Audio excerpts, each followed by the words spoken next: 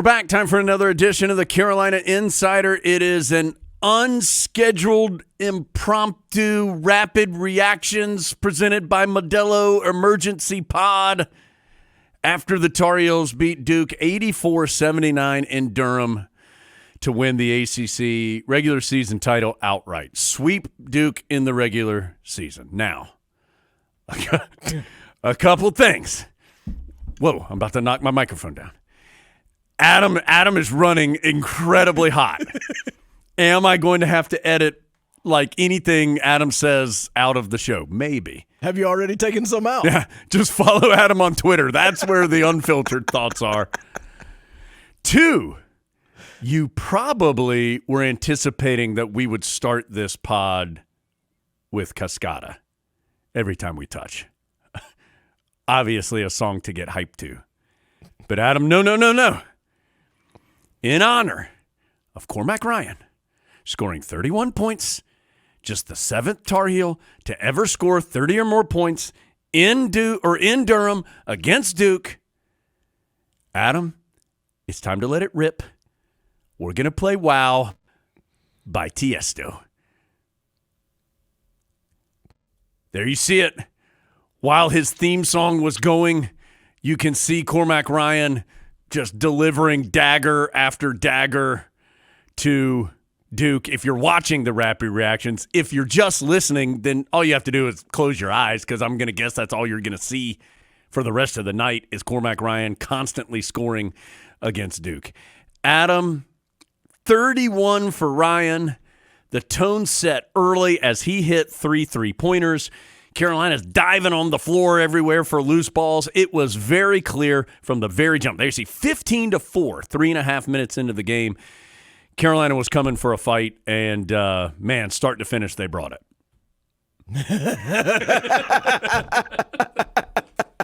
That song does rip. Yeah, it does. I listened to it on the way over here just to get in the right mindset for the pod. I was pumping my fists when the beat drops. Yeah. Cormac Ryan, you magnificent man. God bless the transfer portal. Something we've always said. If we could improve college basketball, it would be transfer portal. And now they've done it because Harrison Ingram was great in Chapel Hill against the Blue Devils. Cormac Ryan was great in Durham against the Blue Devils. And the Tar Heels are regular season champions. Adam, if you're watching the Rapid Reactions pod, like literally they just stopped all the Cormac Ryan highlights because there were so many. I mean, the threes at the beginning, a couple of huge threes near the end, one that gave Carolina a 9-point lead, and then one I think that gave him an 8-point lead, I think. He was not the only story, but individually, I mean, what a performance, Adam. Career high in points, 8 of 12 shooting, 6 of 8 from 3, 9 of 10 from the free throw line, including 4 of 4 in the final seconds. Adam, Cormac Ryan's taken a lot of heat this year for being more inconsistent, I'm guessing, than he wanted to be from three-point range. Hubert Davis has adamantly said Cormac Ryan is more than just a shooter, and that's obvious that he's done other things to help Carolina win. But what a game to find the range, Adam. A game that will live forever for Carolina because he goes out there and puts on an all-time performance for the Tar Heels. Cormac, how was your 1 year in Chapel Hill? I can't hear you. I'm riding down Franklin Street on the top of the team bus holding the championship trophy while people chant my name. Yeah. I would say his 1 year was pretty good. So we said there have been 7 or more Tar Heels to score 30 at Duke. Lenny Rosenbluth, Michael Jordan, Billy Cunningham, Doug Moe, Luke May, Hubert Davis, and Cormac Ryan. Pretty good list to be on if you're Cormac. A great list if you're a Tar Heel fan to have added a new name to. And Carolina needed most of them. Yes. And as you said, 4 of those free throws were late, but 6 of them were not, as he continues to show a little more inclination to be willing to mix it up in the paint and drive in there a little bit, which I think really helps his game. There was one play in the second half where he got the ball in the left corner. He could have shot a 3 I mean, it would have been a defensible shot to take. Filipowski was closing out, but he had room to shoot. But he noticed Filipowski was closing hard. He drove by him. He drew a foul, I think, on Ryan Young. And that was part of the story of this game, too, was Duke's foul issues in the post. End up going to the line and making the free throw. So just a spectacular individual performance for Cormac Ryan. Adam, I thought, and we'll get to the trip here in a bit. Filipowski came out of the halftime locker room on fire. He scored, I think, the first 8 points for Duke in the second half. Carolina had led by 15 in the first half. Duke had taken that down to 9, and then all of a sudden Filipowski's on fire, gets it right back to a one-possession game. And for Carolina to withstand that run, it got down to 1 point, and Duke had the ball. To withstand that and then eventually go on a 7-0 run that stretched it back out to a 9-point lead. And then the game lived in that 5 to 11-ish point lead for Carolina pretty much the rest of the game. And it certainly wasn't decided at that point. But for the Tar Heels to answer that hot start of the second half, withstand it, and then make another push, I thought was impressive. Yeah, he was tripping in that stretch. He was really good, and it looked like Duke had figured out how they wanted to use him, and they had made a couple adjustments at halftime that were making him very effective. And as Cormac Ryan said after the game, Duke threw some punches, and Carolina was able to sustain it and figure out ways to make adjustments. It's pretty incredible to go over there and never trail. Yeah. I mean, I can't imagine that's been done too many times to Duke at Cameron. You're just seeing some highlights here. Again, if you're watching, and there you see Seth Trimble. We'll get to the bench in a second. But, yes, it was just from start to finish. And really, in this entire season, in the regular season, of course these two could play again. But I think Duke led for like 38 seconds or something in the game in the Smith Center right at the very beginning.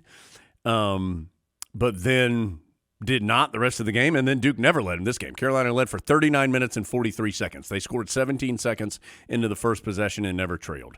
So it was a consistent – and Adam, that's been the thing about both these games. Carolina has had control of both of these games this year for most of the games. Not just – and again, Duke, as you knew it would, made pushes and made it closer and hit a couple threes and got the place rocking. But for the most part, Carolina controlled both of these games. Without big performances from R.J. Davis. In either game. R.J. Right. for just the second time all year does not score in double figures. It felt like whenever Carolina needed a basket, they were able to get it. And I think a lot of times you think of that coming from like your star player, like throw it to Antoine and get him a basket. It hasn't been that way in either one of these games. It's been a multitude of guys. Cormac Ryan had the majority of them tonight, but there were other times, as we're going to talk about, that it was other guys who it felt like okay, you got to score here. Mm-hmm. And the Tar Heels did. Yeah. And every time you felt like, okay, you have to score, they did. Carolina's bench was big in this game, especially Trimble and Withers. Trimble goes 20 minutes, or almost 19 and a half minutes, 6 points, 4 rebounds, 2 steals, and an assist, and he was terrific defensively, as he normally is. That doesn't mean that McCain didn't get some buckets or Proctor or whoever, because they're very good players. But I thought Trimble made them work for their points. And then Adam, sneakily, Jalen Withers was big in this game. He played 11 minutes. He had 6 points, but 8 rebounds. 4 of them were offensive.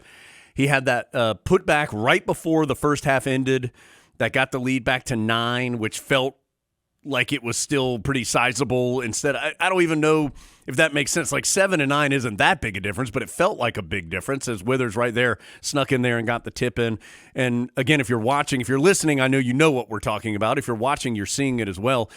Trimble had a couple of huge baskets in the first half where Duke would get a little bit of momentum and Carolina would answer, and it was Trimble a couple of times with some foul free throw line jumpers and then a drive to the basket with a finger roll as well. He got 2 right after Big Proctor, either dunks or layups, coming after Tar Heel turnovers, where it felt like you could feel Cameron kind of come into life, and no problem. Seth Trimble just goes right back at him. And the Withers play at halftime, 9 and 7 isn't that big a difference, but Duke was getting the ball first in the second half. So if they score, all of a sudden you're looking at 4 or 5. If he doesn't make that play, it felt like Carolina needed to be up double figures going into half after they had such a big lead throughout most of the first half, and him getting that play to get it back up to 9. It's hard to explain, but in the building, it just felt much safer and more secure than 7 would have. He was big, and he had that sequence where he blocked the shot on one end and went down and got the offensive rebound on the other. That was a 4-point swing that he was solely responsible for.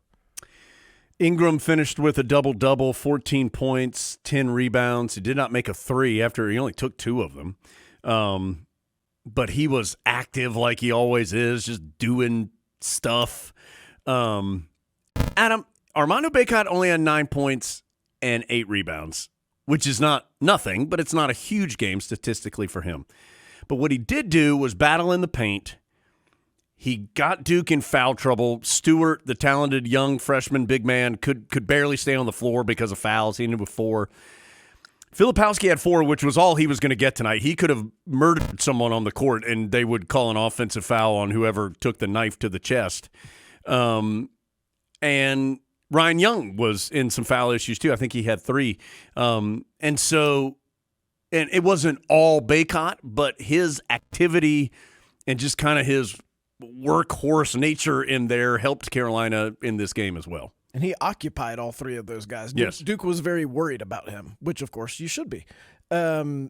And there were a couple times the Tar Heels needed baskets, one in particular where Bacot just posted up hard on Ryan Young. They took out Filipowski for like 4 seconds, and Carolina got the ball to Bacot, and he got a 3-point play, and they're like, well, put Filipowski back in. Filipowski hadn't even really sat down on the bench yet, and Armando was like, Ryan Young, ah! And like Ryan Young was trying to be like, I'm Ryan Young, and Armando was like, boo, going right up to the rim on you. So I enjoyed that play. And, I'm not even sure, Filipowski kind of went to sit down. Armando scored and stood back up, went back to the table. There was some chess going on with both teams trying to get their big guys in and out at the right times. Oh, you said chess. I thought you said chest, C-H-E-S-T, because the officials stopped this game 4 times to talk to guys for talking to each other. But never really did anything about it. Just blew the whistle to be like, guys, we've told you about this, guys. I will turn this car around and go back to Greensboro. We are not stopping for hamburgers now. That's on you guys. Look, I know this is the 3rd time. I mean it this time. No more funny business. Okay, Teddy V. Wait, hold on. Get my good side. I mean it this time. Okay. Adam, from the Tar Heel perspective, and then we can talk about all the shenanigans too, but sweeping Duke, always good. Hard-earned road win against a good team that I think does do a couple things for Carolina. It guarantees the Tar Heels, I think, at worst a 2 seed in the NCAA tournament, regardless of what happens in the ACC tournament. They were probably there anyway, but I think this win solidifies it. I think they're still in the conversation for a number 1 seed. Tennessee did lose, although in a close game at home to Kentucky, was also good. At this, I don't know what Arizona did. And you still have the conference tournament. So I think Carolina right now, of those 3, might be in 3rd, but it's still in consideration, I think, for that last number 1 seed. And maybe most importantly, I do think Carolina at this point is going to play in Charlotte in the first game and hopefully 2 games of the NCAA tournament with this win. It felt like there were 3 teams battling for that spot, Tennessee, Carolina, and Duke. And even if Duke beats Carolina to win the ACC tournament, I just don't think they have enough of an argument at this point to get that spot. And so impactful for all of those reasons. Impactful for winning, of course, the ACC championship outright. It's the 33rd, which Carolina already had a share. Of course, we know the 33rd, but it's the 22nd outright title. And Adam, I talked to Hubert Davis afterwards, and I thought really cool statement. I kind of asked how he did it or how this team did it. And he said, this team from the very beginning wanted to be a team. And I thought that was a really poignant statement, and that summed up why this team, with work to do, don't get us wrong, They have things they still want to accomplish. But I thought, summed up how they've gotten to this point. And you can see it in the way how happy everyone was for Cormac Ryan. Nobody really cared if they were the big guy of the game. The big guy of the game, brought to you by Holly Farm Chicken. Yeah. They just wanted to Hungry win. Howie's. They just wanted to win, and they wanted to get to ride down Franklin Street and see all those people celebrating and come back to the Smith Center and have people waiting for them in the parking lot trying to get through the gate. Don't think you're going to defeat that gate. They don't live the fob life. They can't get in that back gate. You got a better chance of getting past Kyle Filipowski when he's on the ground watch than out. you do of getting past that gate. Hubert Davis really wanted to experience that. He wanted them to put that banner up. He talked in here about how important it was to him for this team to be remembered. And when you do stuff like that, you get the auxiliary stuff like going to Franklin Street and having people chanting your name. And this team has understood that from day one, and that's why they had such an incredibly successful regular season. Just a couple quick notes, and then I'll let Adam air his grievances. 19-6 in fast break points for Carolina, 36-30 paint points. Duke scored more than 50 paint points in the first game, remember. Duke hit a few more threes in this game. Oh, they actually hit a lot more threes. They hit 9 threes. I didn't think they had hit that many. But so they hit a fair amount more threes in this game than they did the first, so that makes some sense there with the paint points. And Carolina out-rebounded Duke pretty significantly. I was a little surprised when I saw that Carolina out-rebounded the Blue Devils 39-28. It didn't feel that way in the game, but the Tar Heels really dominated the glass in this game, at least statistically. Duke did get a couple of big second-chance opportunities, but for the most part, Carolina did a really good job there on the glass. So, Adam, all said and done, 84-79. Anything else about the game, about the Tar Heels being ACC champs? We do know Carolina, of course, the number one seed in the ACC tournament. They will play the winner of that 8-9 game is no slouch now, Virginia Tech and Florida State. I mean, those are two good teams. Carolina played them a combined 3 times this year. Of course, they beat them all 3, but particularly the 2 against Florida State were close. Remember, Heels needed a big comeback in the Smith Center, competitive game in Tallahassee. Carolina beat Virginia Tech pretty comfortably, but that was also in the Smith Center. Virginia Tech has not been a great road team. They've been a lot better at home. This, of course, will not necessarily be at home. It'll be in D.C., but just wait and see on that one. Oh, Adam, I just saw again, if you're watching on the highlight, what a big shot by Elliot Cadeau there late in the game. That was a crazy play. When he let it go, you thought, oh boy, this has not been a great possession, because that was in a sequence where the Tar Heels had a couple that were not great possessions. But, man, it went in, whether it was a 2 or a 3, give them 2, as we all know. That was a big play. Utah, get them 2. Okay, couple things. We have Monday, Hubert Davis Live. I predict it will be a raucous evening. And incredible fashion. There could be some high fashion. 2, pod, only one next week. Tuesday, Brian Kersey, the guest. And we'll talk about, I guess we'll talk some more about this game, if that's all right with you guys. And preview ACC tournament. We should have, I think we'll have all ACC at that point. So at least some of them. I don't know. I know the votes are due Sunday at 2 o'clock. I know that because I get those emails for voters, Adam. I haven't gotten mine yet. So, by the way, RJ Davis, Player of the Year. He didn't have a great game tonight, but Player of the Year, no doubter. And if he's not, it's criminal. I think Hubert Davis is going to be Coach of the Year. He should be. The only other person I can think would even legitimately get some votes might be Jeff Capel, whose Pittsburgh team wasn't expected to be great and finished 4th. But he'll get some votes, but it's got to be Hubert Davis. Got to be.